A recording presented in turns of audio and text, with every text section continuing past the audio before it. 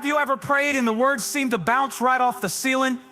You crossed your fingers, shut your eyes, breathed your heart into the air, and nothing, and in the back of your mind, a tiny voice whispered back, "Are you even sure he's here?" I recognize that voice. I've heard it in the wee hours of morning when the room was cold and heaven seemed silent, when you've yelled out for a miracle, but all you've received is more of the same, when you've prayed for guidance, but it seems like you're simply walking in circles. But today I want to tell you something.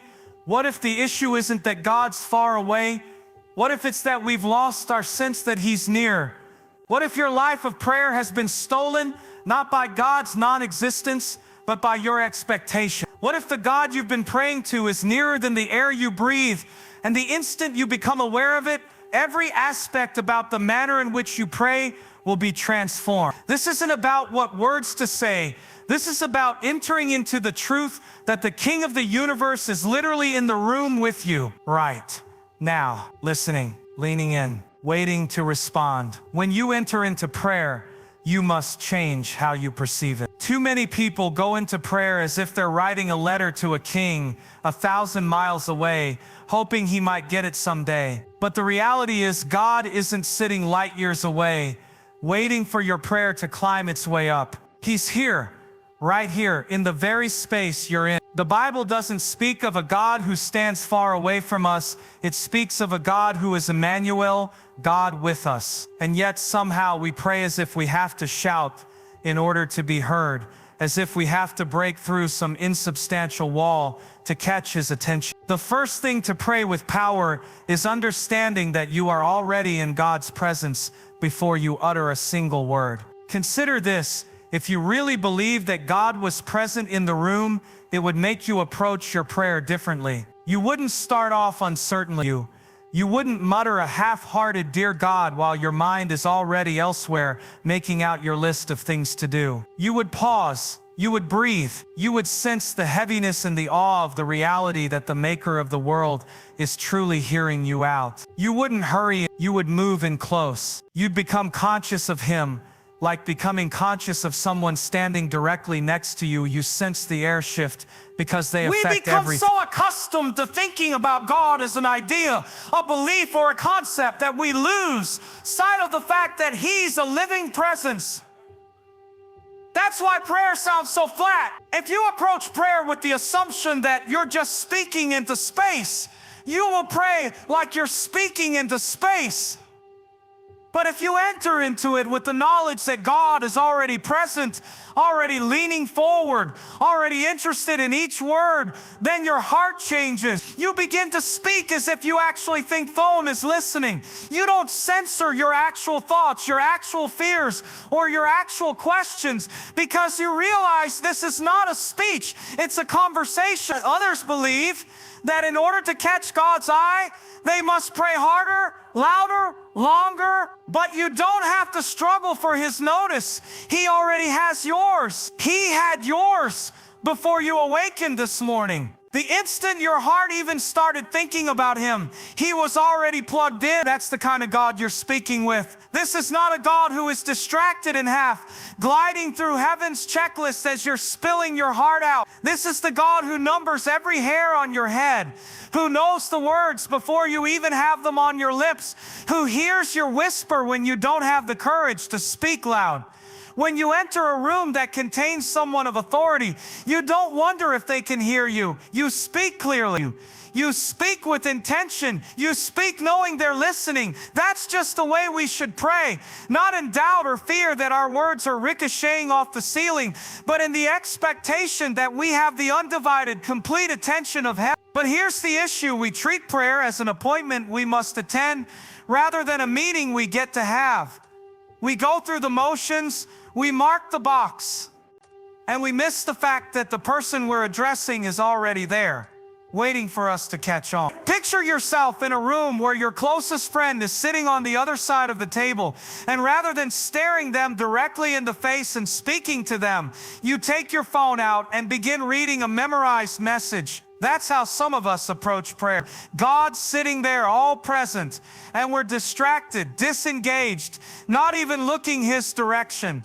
Knowing God's presence changes how you pray. You calm down. You engage. You don't attempt to impress Him with grand words because you're not attempting to perform. You're attempting to connect. You begin to understand that His presence shifts the whole dialogue. You find yourself convinced that each time you pray is a time you're actually in the presence of the Almighty. That realization demolishes the barriers of formalities and allows you to approach Him as you are. When you are convinced you already have His undivided attention, something changes within you. You no longer beg Him to pay attention to you. You no longer try to persuade Him to care about you. You pray in a state of security, not insecurity. You begin praying like a resume, reciting all the reasons why He should assist you, and move on to pray like a child who understands their Father is hearing them just because He loves them. This is the kind of faith that makes prayer more of an encounter than a ritual. And here's the thing, that faith doesn't originate in feelings. You may not feel His presence during every prayer. You may not get the goosebumps, the auditory voice, but you don't have to feel it and therefore believe it. Faith doesn't operate on feeling. It operates on fact. And the fact is, God is with you. The fact is, His ears are open to the prayers of His people. The truth is, before you ever utter a word, He's already closer than the air in your lungs. When you approach prayer with that kind of thinking, you pray like one who is meant to be there. You're not crashing heaven's throne room. You were invited in. You have access. Not because you are perfect, but because Jesus opened the door for you to come right up to the throne of grace and address God as if face to face. You're not talking into thin air. You're talking into the presence of Him who possesses all power, all wisdom, all love. If you truly believed that God was in the room, you wouldn't hold back your tears. You wouldn't minimize your struggles. You wouldn't mellow out your dreams. You'd speak to Him as you would speak to someone who can actually do something about it, because you'd know that He can. You'd pray like every word counts, like every sentence is heard, like every request is accepted by the one who has the power to move mountains.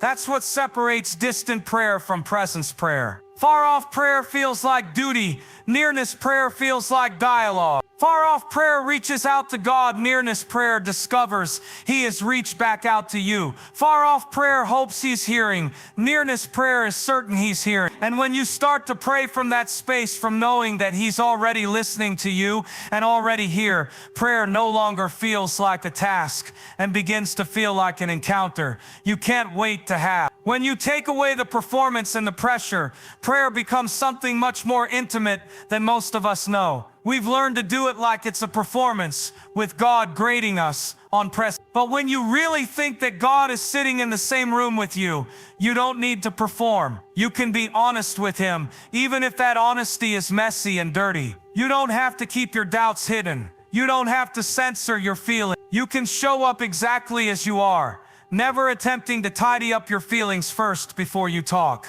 A few of the strongest prayers aren't prayed using perfect sentence structure or memorized words. They're wept from the very core of someone's soul. When you're speaking to someone who knows you through and through, there's no requirement for deceptions. God isn't moved by scripted prayers with no soul in them. He's attracted to authenticity, the kind of authenticity that speaks, God, I'm afraid. I don't have any idea what to do. I feel like I'm drowning. That's honest praying. That's the kind of praying that takes place when you let go of the act and recall that you're not doing this for Him. You're letting your heart open to Him. Praying honestly involves you no longer attempting to say what you believe God will appreciate. Hearing and beginning to say what actually resides in your heart. If you're angry, inform Him that you're angry. If you're bewildered, inform Him that you're bewildered. If you're grateful, tell Him you're grateful. There is no emotion too unrefined, no thought too insignificant, no dread too obscure for Him to process. We believe that if we tell God certain things, He might be surprised or even disappointed. But He already knows before you tell Him. The purpose of telling Him isn't to tell Him so much as to invite Him in. That's why prayer never should be something that feels ritualistic that you have to wade through, but a conversation you get to have. Picture sitting down with your best friend and thinking that you had to speak to them in rehearsed formal words. That would put distance between you. But when you simply begin to speak from your heart, when you laugh, when you cry, when you question, when you confess without fear of judgment, that is when connection is made. God desires the same from you. He doesn't require the pretend. He desires the authentic you, the one who's still learning, the one who's exhausted, the one who sometimes doesn't know. If you strip away formality, prayer isn't so much about presenting, but being present. You discover that the aim isn't to sound pious, the aim is to be genuine. The Psalms are replete with this type of prayer. David wasn't afraid to express his emotions. He didn't attempt to make each prayer rhyme. One moment he was worshiping God, the next he was accusing him, and the next he was spilling out his fear. That's what you get when you pray like you really think God is in the room. You give him the raw truth, knowing that he can take all of it. This also impacts how you hear in prayer. Because when you quit performing, you begin to pay attention. You're not so concerned about what comes out of your mouth next or how it sounds coming out of it. You begin to leave room for God to speak, to remind you of His promises, to prod you towards His truth. The dialogue turns two-way instead of one-way. And that's when prayer ceases to be a monologue and begins to become a living, breathing dialogue. When you go into prayer as a conversation instead of a ritual, you create room for more intimacy with God. Rituals are about repetition. Relationship is about conversations. A ritual can be practiced unthinkingly, but a conversation entails participation. And here's the catch. God's not searching for eloquent prayers. He's searching for hearts that have been surrendered. If you speak to Him as if you think He's standing right there, you won't be editing yourself first before you speak. You'll just talk. You'll just share. You'll just let Him into your real life. It's not about forfeiting reverence. Reverence is present, but it's not distant or cold. It's interwoven in the way that you speak to Him as your Father, your King, your dearest friend. You can honor His holiness without sacrificing your authenticity. And actually, the more you honor His holiness, the more you'll see that He actually calls you to come boldly into His presence, not hesitantly from afar. And when you pray this way, it shifts the way you feel connected to Him in every other aspect of your life. You won't only pray at scheduled times, you'll be speaking to Him throughout the day, because you know that you don't have to be someplace or some way with your voice for it to mean something. You can speak to Him in the car, in the shower, during a meeting, or while on the street. That's the type of constant communication God is seeking.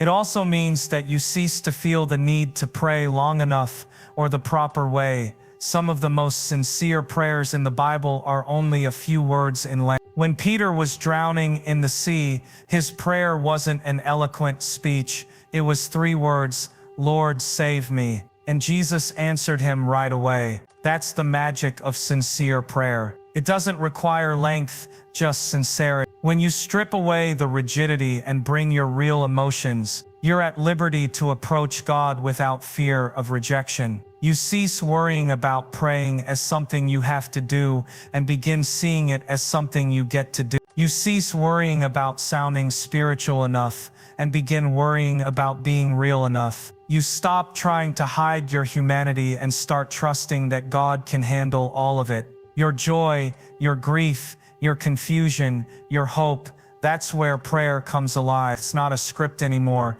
it's a heartbeat.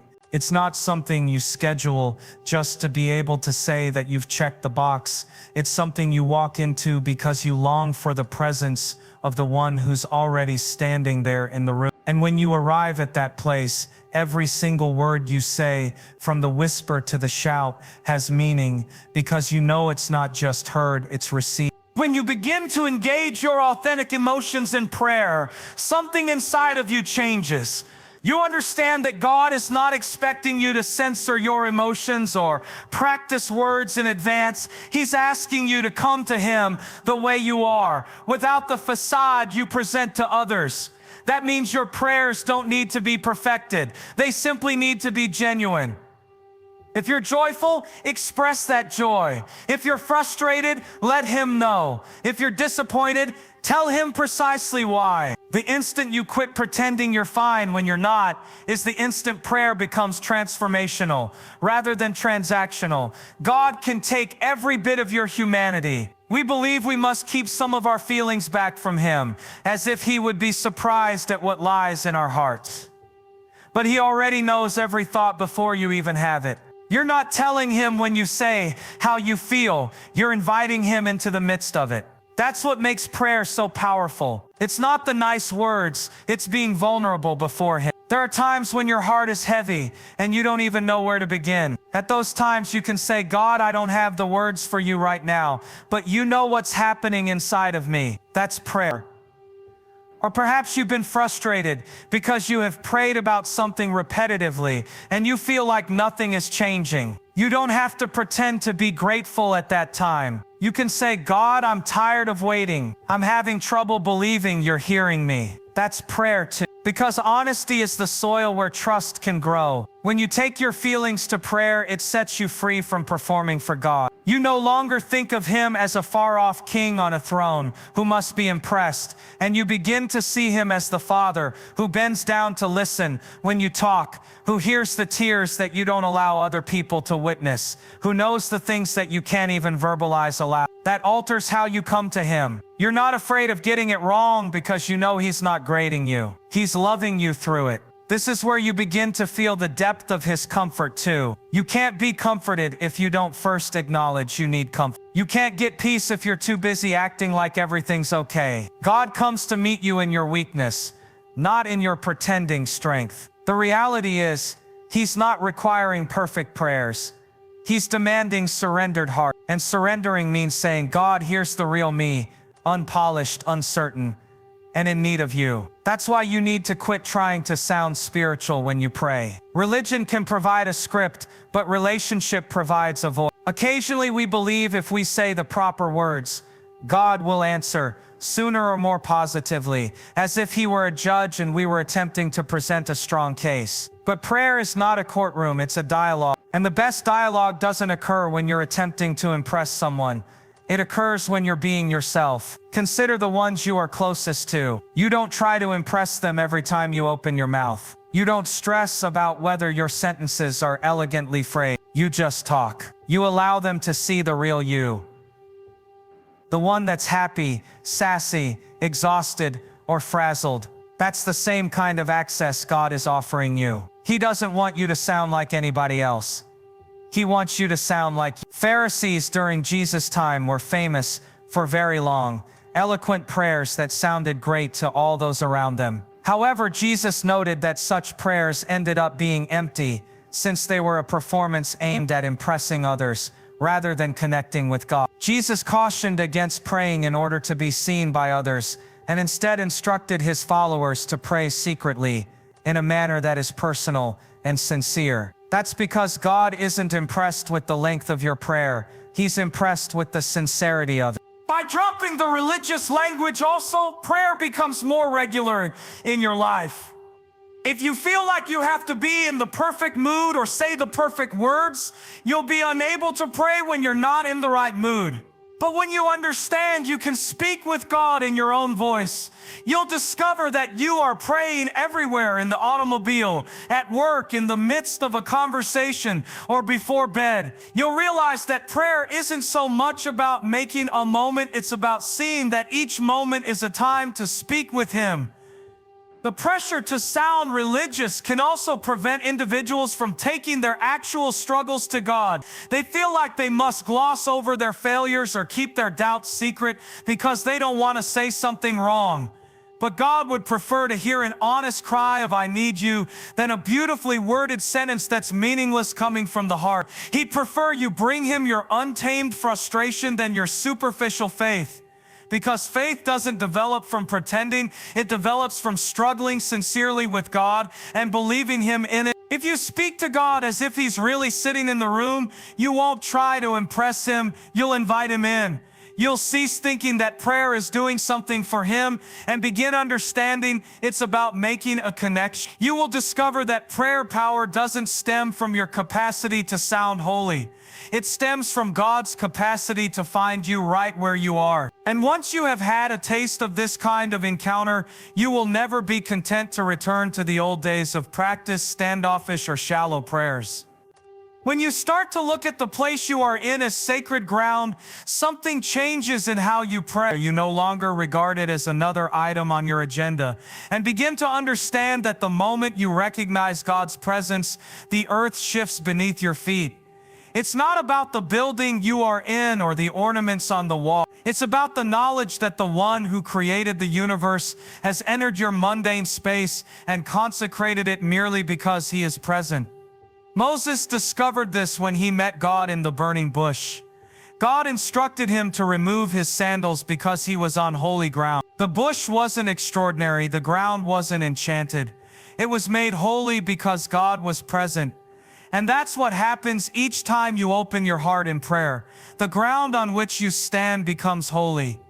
It may be your bedroom, your vehicle, the kitchen table, or even a busy bus. The space does not define the holiness.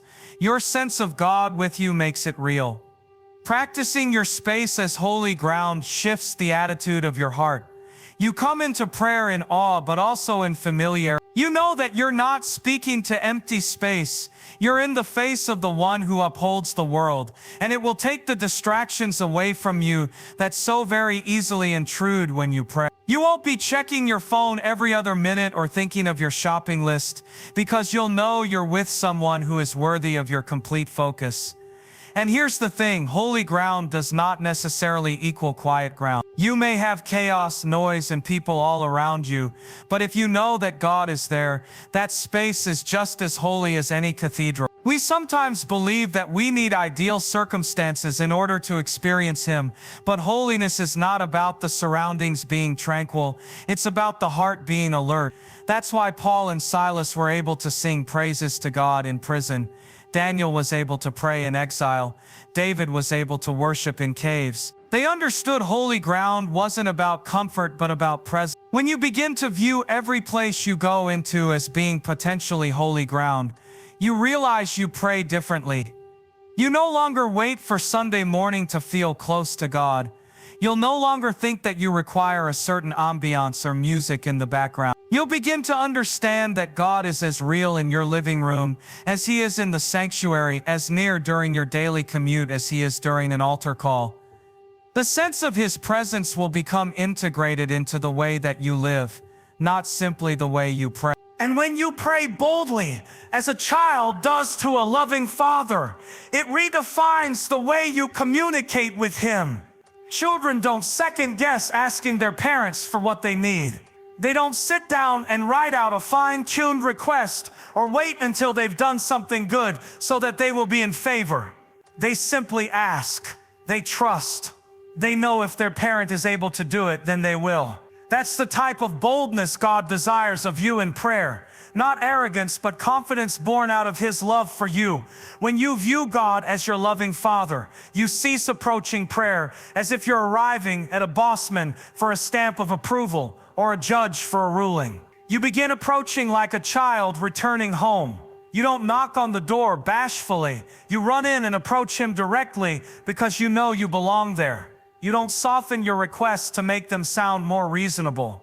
You cry out your heart because you know He's listening. That doesn't guarantee that He's going to say yes to everything, but it does mean you can approach Him with anything. Bold prayer isn't about the volume of your voice, it's about the confidence of your heart. You can whisper boldly or shout boldly. What matters is that you're not holding back because of fear or shame.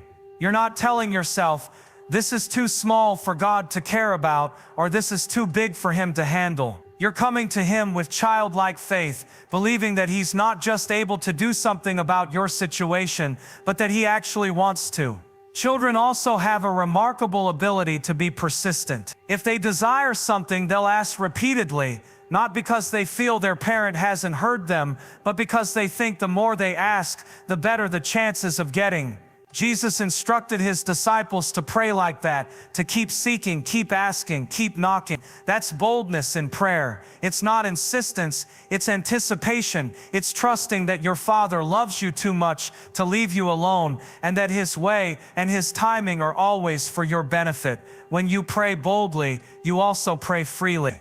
You no longer worry whether your request is too big or your problem is too complicated. You no longer feel like you need to clean yourself up before you can speak with him. You begin to see that he doesn't invite you into prayer because you're put together, but because he enjoys your company. That freedom gives you the freedom to bring your whole self, your thanks, your questions, your fears, and your dreams unreservedly.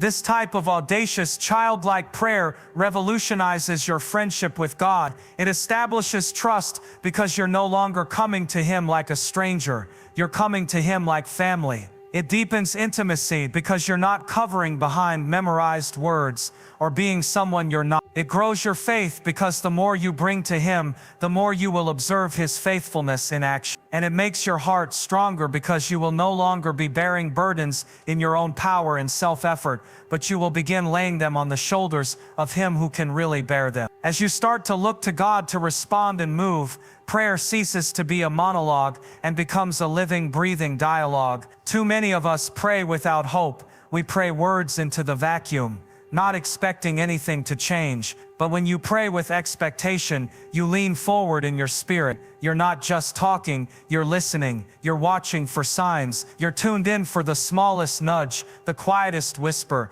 the subtle opening of a door that wasn't there before. Expectation changes the way you speak to God. Instead of throwing out vague requests, you start praying with specificity because you believe he's actually paying attention. You're not afraid to speak precisely what's on your heart because you know he has the ability and the desire to do it. And it's not wishful thinking, it's based on the character of a God who has already demonstrated himself faithful time and again.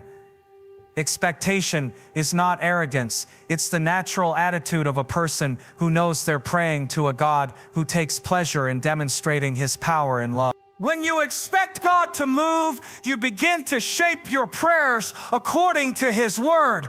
You cease to pray half-heartedly. You cease to give up after a single prayer. You pray as if you're sprinkling seeds that you're sure will take root, even if you don't see what's happening until later. And that patience is faith. The ability to have faith that even when nothing appears different, something is changing on the inside. Expectation keeps you from giving up too early. And there is humility in anticipation, for even though you have faith that God will act, you also leave the how and the when up to him. You release the expectation that he must respond in just the way you imagined.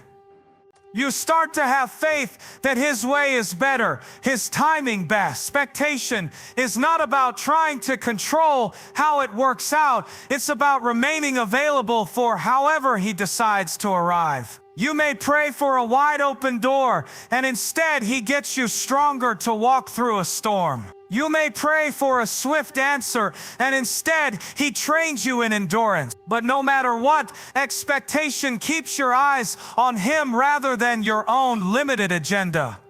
This is the type of expectation that comes from recalling all the ways God has already moved. Every prayer you've seen answered, every surprise blessing, every time he moved in a way you didn't expect, these remind you that you can anticipate him to move once again. When you construct your faith on the rock of his past faithfulness, you cease to wonder if he can, and instead live as though you know he will. You carry that confidence into every prayer, and it changes the atmosphere around you. And when prayer becomes a place of encounter, not obligation, everything about your spiritual life changes. Too many people approach prayer like it's a chore.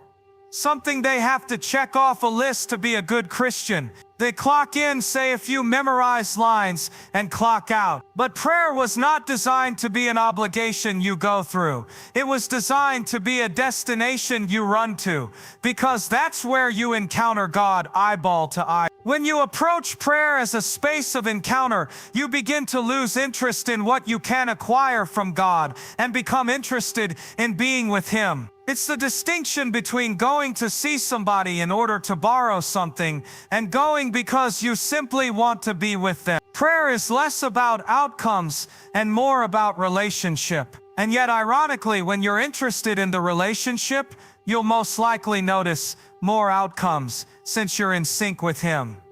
An encounter transforms you in ways obligation never can. Obligation keeps you on the surface. Encounter draws you into the deep. Obligation makes you think in terms of time. How long have I been praying? But encounter causes you to lose sight of time because you're too busy being in the presence of God. Obligation is depleting. Encounter is life-giving. When you meet Him in prayer, you depart in peace that you can't define, power that you didn't have when you entered, and clarity that pierces the din of the world. Prayer as encounter entails you approach with anticipation of being molded rather than merely being heard. You allow His Word to read you as much as you read it. You allow His Spirit to convict you, comfort you, and reroute you. You let Him interrupt your plans and redefine your priorities. You don't show up with your agenda. You show up with open hands, prepared to receive whatever He is ready to give, even if that's not what you thought you were needing. This is why a few of the most compelling moments in prayer aren't when you're talking but when you're quiet. Because encounter involves listening. It's in quietness that you feel His closeness. In silence that you hear His whisper. In stillness that you know He's been with you all along. And once you have experienced that type of encounter, you'll never revert to praying out of obligation. A prayer is an encounter. You begin to anticipate it. It's not, I have to pray today. It's, I get to meet with God today. You no longer feel guilty when you miss a prayer time out of obligation and begin to feel hungry when you miss an encounter out of long, or you begin to schedule your life around prayer rather than trying to fit prayer into whatever is left over. And when expectation meets encounter, prayer is no longer an event, but a way of life. You're not merely taking moments to pray. You're walking around with a sense of His presence. You're anticipating Him to move in the middle of conversation at the supermarket, in the office hallway. You're not just waiting for a miracle in the prayer closet. You're expecting one in the middle of your everyday life. You start living with the tension of being fully present in the natural while being fully aware of the supernatural. That's when prayer is the rhythm of your life, not a place you go, but a life you inhabit. And when you inhabit that place of ongoing encounter and expectation, you start to move differently, think differently, and talk differently because you're bearing the truth of God's presence with you into each experience. We've discussed it, praying not like a routine, but like an actual conversation, not speaking to the sky, but to a God who is closer than your skin. We've talked about the difference between routine and relationship, between muttering words and living with expectation. We've talked about coming into prayer with faith that He hears you, hope that He'll answer, and surrender that trusts His timing. And we've discussed moving from obligation to encounter, where you begin slowing down from a list and lingering in His presence. The way you pray will shape the way you live. If you think He's far away, you'll pray little. If you think He's close, you'll pray big. If you know He's standing in the room, you won't restrain yourself. And here's the thing, He's been there all along. In your best highs and your worst lows, in the times you sensed His presence and the times you sensed nothing, He's never left. He's been leaning in, listening, waiting to move the second you pray like you actually think He's in the room. Don't wait for a feeling. Don't wait for goosebumps. Pray like the God of the universe is in the room, because He is.